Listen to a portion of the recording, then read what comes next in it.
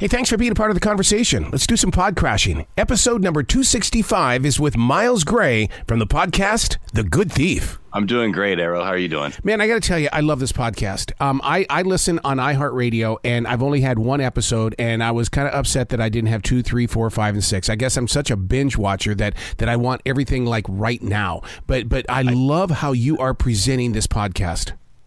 Oh, yeah. Thanks so much. I mean, episode 2 is out and they'll come out every week. But I totally get the binge factor because even as I was working on the show, I'm like, well, are we going to figure this out? Do we know who this guy is? Can we find this guy? And yeah, The Good Thief is, for people who don't know, it's about this guy, Vassilis Palaikostas, who's, considered Greece's modern day Robin Hood. Yeah. And he had this 20-year, career where he put together some of the most out of this world bank heists and prison escapes. I mean, this guy, he basically escaped, Greece's Alcatraz twice. And he used a helicopter both times. Yeah. So yeah, the whole podcast, it like we call it kind of like a popcorn podcast because it really feels like a movie. Like I think I always say this to people who have maybe aren't really listening to podcasts or have only heard a few. Try this one because it moves like a movie and the time flies by and it's a really interesting story. You bring up a very interesting point about those that are just discovering podcasts because I know that for many people it usually starts off with listening to some morning show's best of tape and then all of a sudden you start going, okay, wait a second, there's got to be more to this than just this. And when you do land on something like Outlaws, The Good Thief, all of a sudden you realize, oh my God, this is better than books on tape because this is the actual thing.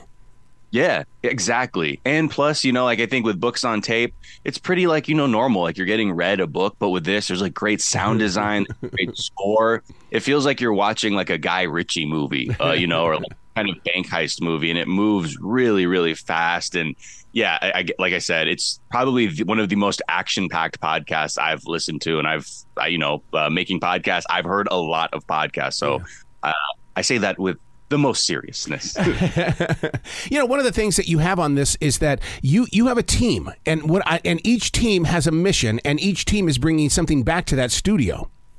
Yeah. So we had this great partnership with the Greek Podcast Project and this group of investigative journalists in Greece who obviously, when we partnered with them, knew about the story. Yep. But also had a lot of questions. We all know about this guy, but it's so many of these stories about him, like how he would rob banks and then, pay for someone's education, in this mountain area that he was from, or take a tractor for a bank heist and then bring it back with a full bed of hay and cash on the seat. We're always trying to figure out, is this real? Because a lot of those stories are secondhand. It's a cousin's friend's cousin told us about this or it happened to them. So these, our team in Greece, they went everywhere from the mountains to far-flung islands in search of this guy and really trying to nail down, who exactly he is, because no one has seen him in about 14 years. Yeah. But we know he's out there.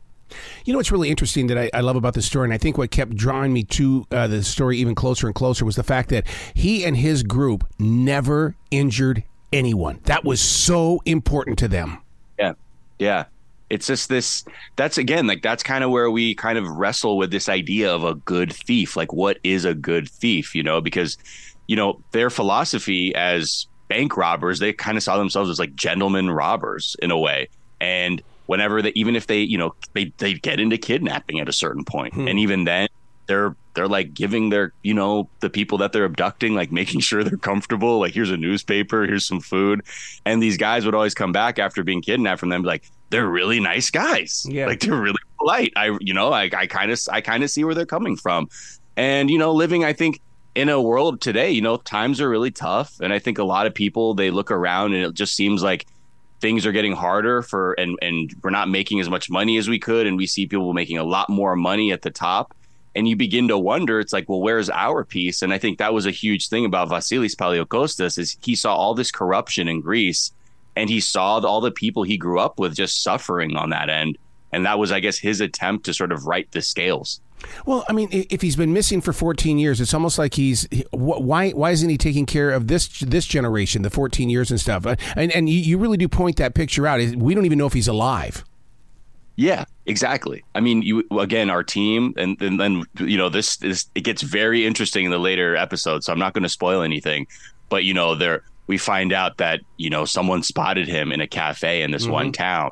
Another person spotted him driving on this mountain road, and like they see him all the time. Other people say, like he might be in poor health. So we have to follow all those leads. And, eventually we kind of get to a point where we begin to see what the real truth is. What's really interesting about this is that they never saw it as stealing money. They were just taking things from people who can afford to. Yeah, exactly. And I think that's, again, why they, as, quote unquote, moral criminals, really did their research. They're looking around and they say, even if, who has a lot of money? Okay, are they in good health? Because we also don't want to shock them if we rob them and cause some kind of significant health event for them. So they would cross like older people off the list and find people that were like in better health. So all of these things were being considered, because at the end, I think the way they look at it is, with all the corruption going on, everyday people are being stolen from. So what difference does it make if a few million is lost from someone who tens of or hundreds of millions of dollars? The inner circle here is basically unbreakable and unstoppable. What glued them together to be so faithful to each other?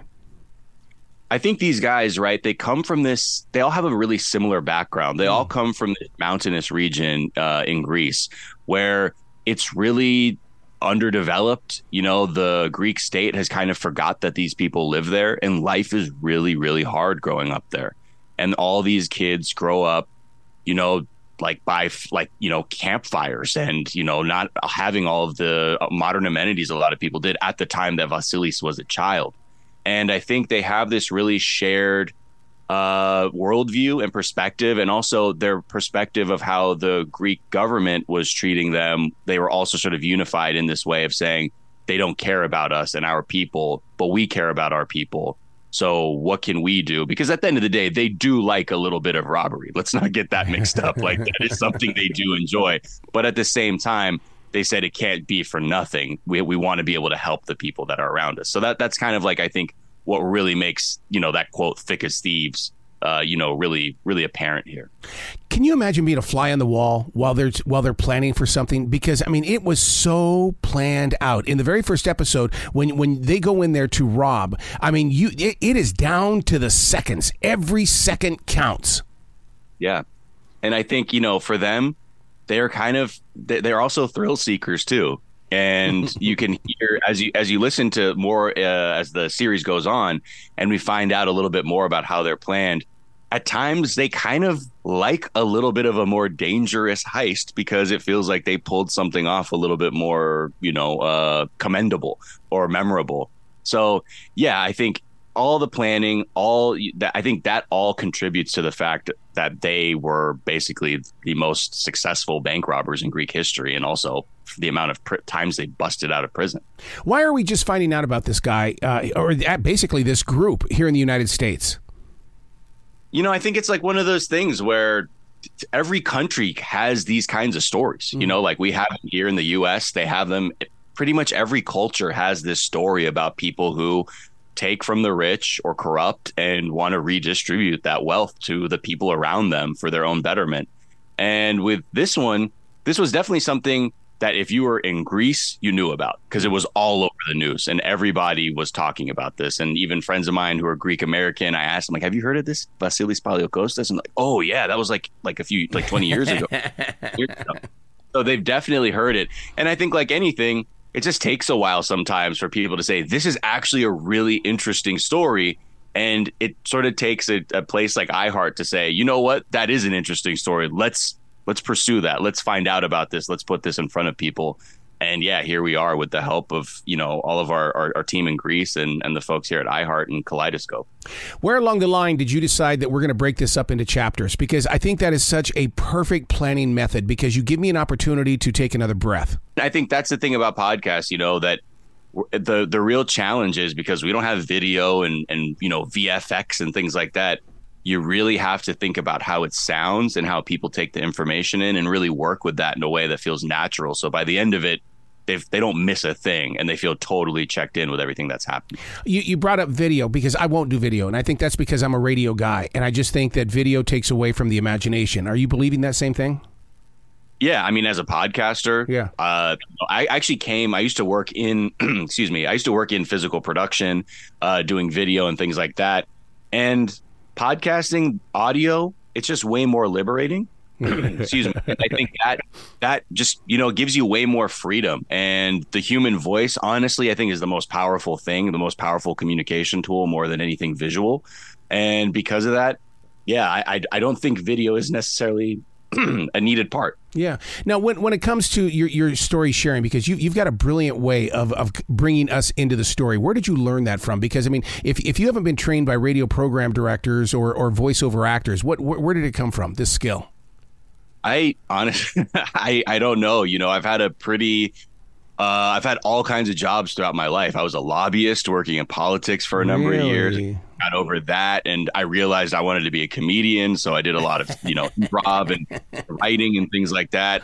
And I don't know, I think maybe it's just being an only child, just wanting to talk all the time. So from there, I learned how to hone that and say, well, if you're going to talk all the time, maybe talk in a way that's as interesting as possible. Oh yeah, because it's such a natural thing where people want to talk like this all the time. They want to talk like Randy Radio. Yeah, of course. And I can definitely put that host up voice on. The first couple reads of the show didn't quite go the way we thought. So they said, hey, let's dial it back. Let's make it feel like you're just telling your friend, at a bar or a party about this wild thing you heard. And that's sort of, that's kind of the direction we take. Only because I've been a podcaster since 2012. I know that the Outlaws, The Good Thief can't be your only one. There had to have been many attempts before this. Oh, yeah. I have a few other podcasts. I do have a daily news, politics, culture podcast, Daily Zeitgeist, which is really fun. And then I have a show with the NBA called Miles and Jack Got Mad Boosties. Very long title, but it's just like a fun, just like fan conversational sports podcast, just talking about the NBA. So, yeah, it's funny now that like I'm kind of hitting the full spectrum of topics you can do, from like news to true crime, sports. Just need like a reality show recap one.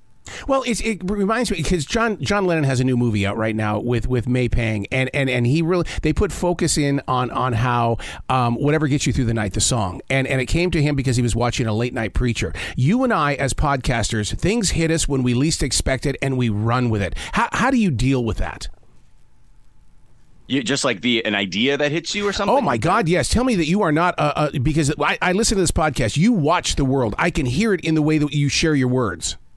Yeah. I don't know. I mean, it kind of goes back to this thing of just always being a really curious person. And I always indulge my curiosity. Like if there's something I'm interested in or I like, I go down a rabbit hole pretty quickly. So I think, the way I deal with it is like when I get that itch, I just have to scratch it. And yeah, sometimes you find out things that are really cool, sometimes not very interesting things, sometimes things that bum you out, but it's always worth that pursuit of, whatever you're interested in or whatever you're curious about. Is that how you landed on this podcast, Outlaws, The Good Thief? Yeah, I mean, this was a partnership between iHeart and Kaleidoscope Media, and the friends of mine at Kaleidoscope were just sort of like, hey, like, I know we've been talking to you about this idea, but like, I think we're going to make the show. Do you want to do it? I almost bit their hand off because I was like, yes, absolutely. This is the most interesting thing to me. And for me personally, like I said, I just think, it's in a time right now where, again, I feel like people aren't doing as well as they could be. It's nice to just sort of see that there is this like sort of feeling, or at least ethos within people of like, you know what, things are bad.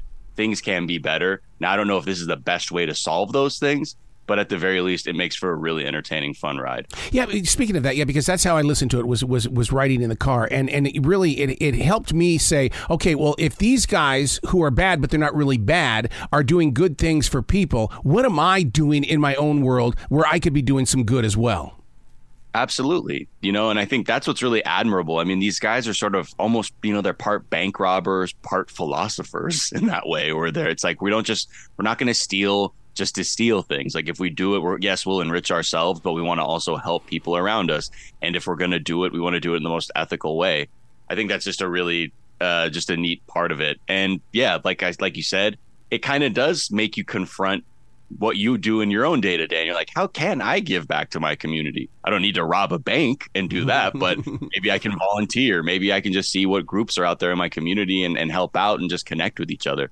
because I think that's a definite good step to giving back for sure. Bruce Lee always said, don't give away your knowledge because it'll become a weapon against you. Okay, now we have The Apprentice inside this podcast. Oh my God, dude. I mean, when I first heard about this, I thought, we got trouble going on here.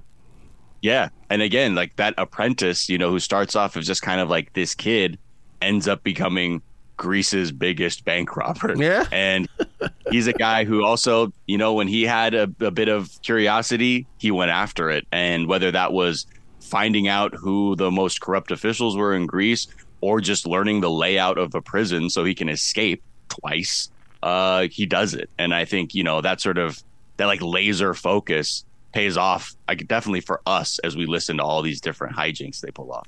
Were you in the production room when you put together the scene where he escapes the prison by way of helicopter? Because the timing, well, that's got to be the comedian coming out in you, because the pause, the timing, everything had a payoff on that scene. Yeah, I think that was, again, I what's funny is I definitely like knew how the episodes were going to move, but for me as like a creator, I said, I want to hear it when you guys have fully cut it, because my part is to voice it and help connect all the other pieces of the podcast. But I really I want to feel like the audience. Like I want to see it for the first time. I don't want to spoil it for myself. So I wasn't there for that specific assembly, but you could easily see from the script, you're like, oh, this is going to sound so good. But I was completely blown away with the final product. I mean, the sound design, you're just put in the place, and it's kind of what we call like popcorn podcasting. It feels a movie. It's not a dry informational show. It moves. It feels like a Guy Ritchie movie, like you're watching Snatch or something like that, but in a podcast, which is a really, really rare commodity, I think, right now. Where I'm scared right now with podcasting is that, first of all, I fully support the actors and the writer's strike right now. I'm so afraid that it's going to stretch off into the podcasting world, because that's writing and that's performing as well. Yeah. And I think that's a huge, that is a huge push within podcasting right now too, is to try and figure out, well, what is, as creators, what is our place in this, and what kind of agreements should we be seeing, or what is equitable in terms of like the work that's put in. And you are seeing podcasters begin to unionize, but not quite at that level that they are like at SAG-AFTRA or the WGA. But yeah, I think like anything, we're just living in an era where people are really, really conscious of the work they do and what they get back from it. And I think that even extends to kind of like the reality for Greek people that the Palaikostas brothers and this other guy, Kostas Samaras, that they worked with, were sort of viewing too, and just kind of wondering, like, can things be a little bit more balanced here?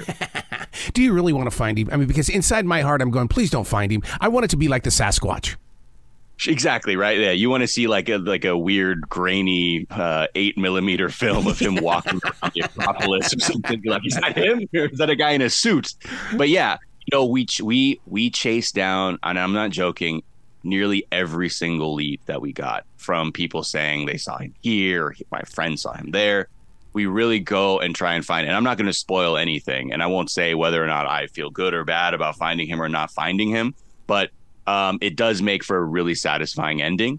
And I think what's at the end, what is true, and the thing you do realize is the myth is definitely the thing that powers everything. And sometimes the man isn't as important when you really zoom out, because his effect on the people of Greece, I mean, he was like a folk hero to these people. Yeah. And even though, but he was like robbing banks, and like, it doesn't matter. Like, he gave back. That was his whole thing. And he didn't hurt people. So what's the point? They're saying like the Greek government is stealing from us every day. So we cheer him on. You do so well with the podcast. Could you ever turn it into a book, or is your voice that one outlet where you've got control of it? I mean, I think right now, I think the production team would love to see this maybe have an evolution into something that you could see visually. Yeah, I think that would be great. At that point, I would definitely just let that production be whatever it is, because I think that's its complete own iteration of this story. But we're really proud of this one, of the podcast. And yeah, it like I said, for anyone who, even if you've not listened to podcasts much, I say, please Take a chance with this, because I promise you, it's almost like you're watching TV, but you're just not looking at the screen. Oh, you're so right about that. And I told you from the very beginning, I said, I'm addicted to this, and I want every episode right now because I'm a spoiled child. No, I know. Eventually we'll get to that binge model, but we got to chum the waters a little bit and keep you coming back every week. But I promise it's going to be a great payoff. Excellent. Miles, come back to this show anytime in the future. The door is always going to be open for you. Oh, thank you so much, Arrow. Well, you be brilliant today, okay? Yeah, you too.